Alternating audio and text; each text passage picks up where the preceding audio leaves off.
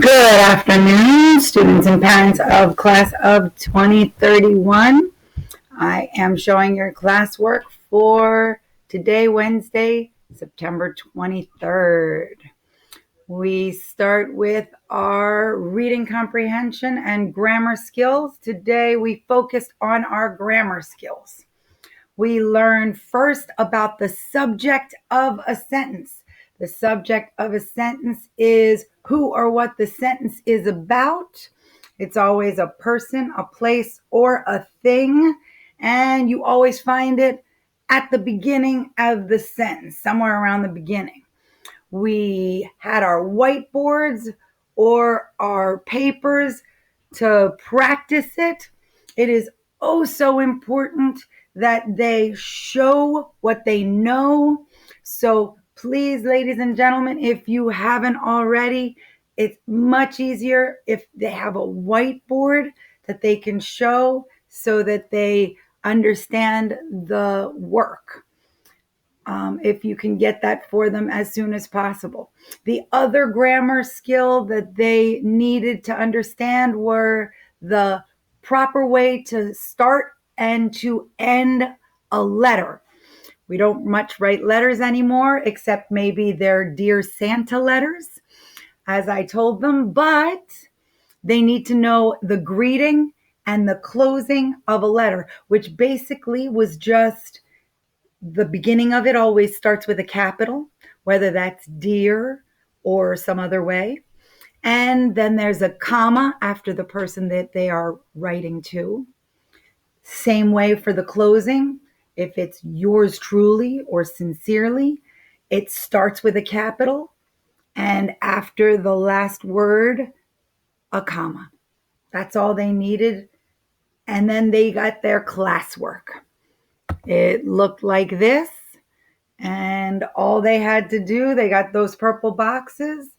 For the first one, they had a bunch of sentences. They just had to write the subject of the sentence in the purple box. Again, the subject is who or what the sentence is about.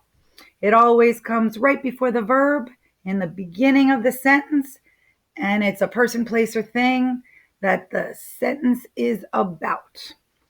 The second page, relatively short, only had four choices, three choices on for each, four greetings or closings, and three choices. They just had to write in the box A, B, or C for which greeting or closing was properly written. That was pretty simple. Remember, it starts with a capital and ends with a comma. That was it. So then they went back and we practiced some more tech class. Well, then we did our foundations. We learned a little bit more phonics about word blends. We did not get to writing today. We will talk more about our personal narratives. Hopefully everybody has done a great job. I'm sure they have on their graphic organizer. We're going to return everybody's graphic organizers tomorrow and go through the good copies and see how we're doing on that tomorrow. For social studies, we again are working on how to become great on the computer. Today we showed them how to use their Google apps, which I love calling the waffle. The little videos that I embedded in the slideshow didn't quite work so well. Your students were oh so patient. So instead, although these videos seem to work well, the ones inside didn't work so well. So I verbally explained to them how to open a new tab, how to close that tab by Xing out of it, and where to go on their Google Apps waffle to find the classroom, to find their Gmail, and to find their calendar. The calendar, of course, is especially important because that's where they're going to find their invitation if they can't find it on their Gmail in order to accept the invitation to the Google Meet. I tried to also show them that video that I sent to you guys about how to accept that invitation to the Google Meet for their upcoming tests. I am going to send out this specific slideshow to you so that you can also see all of these extra videos that I have shown the students so that perhaps they will work a little better on your end. Next, there was no homework that was associated with that or classwork. We just did that in class. They opened up a tab, closed a tab, checked their email, checked and saw that they could go to their calendar. Then in math, we learned about fact families. We are almost at the end. We have one more lesson in chapter 1. Every single student should now have their workbook, and for math class, have it right next to them. Again, they also, because we're on a screen, they really, really need a whiteboard so that they can show the answers to the screen. If we can't possibly get a whiteboard, then at least a pencil and a paper that they put up to the screen along with their workbook. There are some students that are showing up in front of the screen every day with nothing, not a paper, a pencil, workbook, anything. And I know they would never go to school like that, so they shouldn't be showing up in front of the Chromebook with nothing. Most are not. They are showing up with everything, and that is wonderful. The fact family lesson was basically for 3 numbers that are related. You can have 4 sentences, 2 addition and 2 subtraction. So 10, 6, and 4 are related facts to each other. The 10 is the biggest number. 6 and 4 are the other 2 numbers.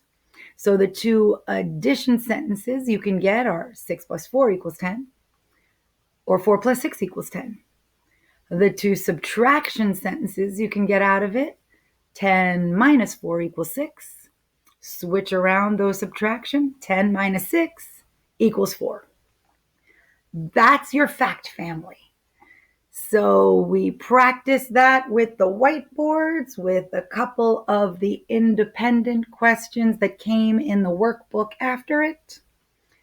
And then their homework was just like in the book, the pages that came after. This is the related facts, 8, 4, and 12. They had the 2 addition sentences and the 2 subtraction sentences that they could use for those 3 numbers. 15, 9, and 6, 2 addition sentences, 2 subtraction sentences. Then they had the second page and 3 choices where they just had to write a letter for which group shows a fact family. That was it for math. And then for their classwork, just like usual, they had their afternoon work. The ReadWorks article for today was on traditional Japanese clothing. And their ReadWorks article a day series, remember by Friday, they have to read 6 and write in the book of knowledge after each one. But they can go up to 10.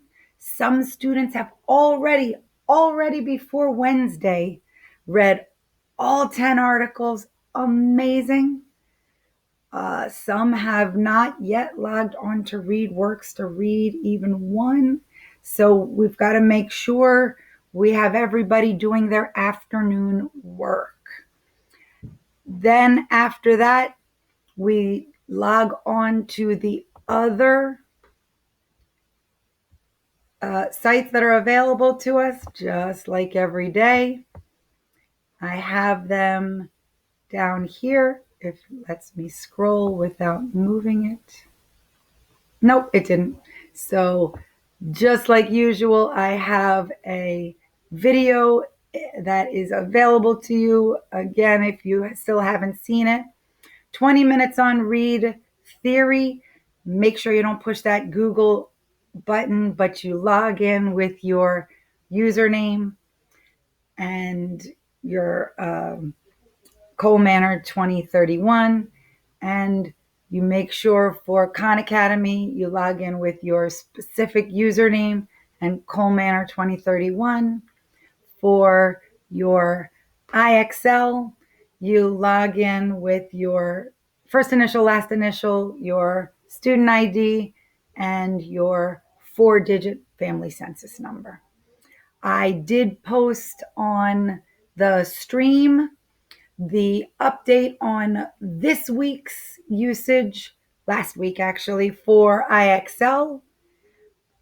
So I will send that out also for the parents on talking points.